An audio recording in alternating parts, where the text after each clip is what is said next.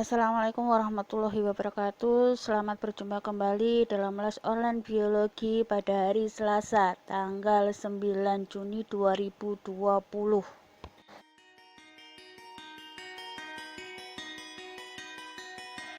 Pada kesempatan kali ini kita akan membahas tentang pengertian fungsi dan struktur dari daun. Pada umumnya, tanaman memiliki daun yang berwarna hijau, meskipun ada juga yang memiliki warna lain, misalnya putih, merah, kuning, bahkan ada yang berwarna campuran dengan bentuk daun yang berbeda-beda pula. Daun berwarna hijau berbentuk pipih dan lebar. Bagian yang tipis melebar disebut lembaran daun. Pada lembaran daun terdapat tulang-tulang daun. Tulang daun yang paling besar biasanya berada di tengah dan merupakan kepanjangan dari tangkai daun. Pada kesempatan kali ini kita akan membahas tentang pengertian fungsi dan struktur dari daun. Pada umumnya, tanaman memiliki daun yang berwarna hijau, meskipun ada juga yang memiliki warna lain, misalnya putih, merah, kuning, bahkan ada yang berwarna campuran dengan bentuk daun yang berbeda-beda pula. Daun berwarna hijau berbentuk pipih dan lebar. Bagian yang tipis melebar disebut lembaran daun. Pada lembaran daun terdapat tulang-tulang daun. Tulang daun yang paling besar biasanya berada di tengah dan merupakan kepanjangan dari tangkai daun. Yang selanjutnya adalah bagian-bagian daun. Pada umumnya, bagian-bagian daun itu adalah ada urat daun, tulang daun, terus kemudian ada helai daun atau lamina, serta ada tangkai daun atau petiole. Secara mikroskopis, bagian-bagian dari daun meliputi yang pertama adalah kutikula. Kutikula merupakan lapisan lilin yang terdapat pada permukaan daun yang sukar ditembus oleh air. Fungsi dari kutikula adalah untuk mengurangi penguapan. Bagian berikutnya adalah epidermis atas.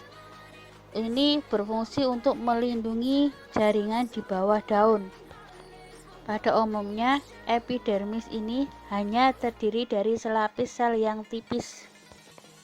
Kemudian berikutnya adalah palisade atau jaringan tiang, di mana pada bagian ini merupakan tempat fotosintesis paling efektif karena banyak mengandung klorofil.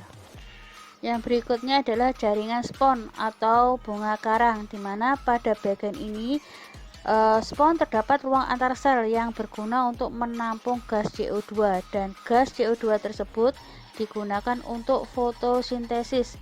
Jaringan spon mengandung sedikit klorofil. Pada bagian berikutnya adalah epidermis bawah, di mana pada bagian ini terdapat stomata yang berfungsi untuk pertukaran gas. Kemudian pada bagian berikutnya adalah bagian berkas pembuluh yang tersusun atas xilem dan floem. Untuk xilem dan floem ini adalah fungsinya menyusun urat-urat daun yang bercabang-cabang. Bentuk daun pada umumnya dibedakan menjadi dua, yaitu daun yang lengkap dan daun yang tidak lengkap. Kalau daun yang lengkap itu terdiri dari helaian daun, tangkai daun, dan pelepah daun. Kemudian untuk daun yang tidak lengkap itu hanya terdiri tangkai daun atau helaian daun, atau tidak terdapat salah satu di antara ketiga dari syarat daun yang lengkap.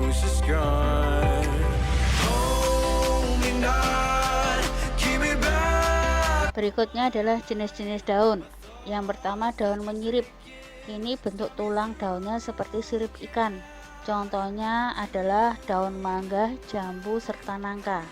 Kemudian berikutnya daun menjari. Bentuk tulang daunnya seperti susunan jari manusia. Contohnya adalah pepaya dan singkong. Selanjutnya ada daun melengkung. Bentuk tulang daunnya seperti garis lengkung. Contohnya adalah enceng gondok, terus sama daun teratai. Berikutnya ada daun sejajar. Bentuk tulang daun sejajar seperti garis-garis lurus sejajar. Contohnya adalah daun pada tumbuhan jagung serta daun pada tumbuhan tebu. Demikian penjelasan tentang struktur daun yang dapat kita pelajari hari ini. Mungkin dari slide pertama sampai slide terakhir ada yang belum paham, bisa bertanya langsung melalui video call atau Jabir Bu Sri langsung. Semoga pembelajaran hari ini dapat bermanfaat bagi kalian.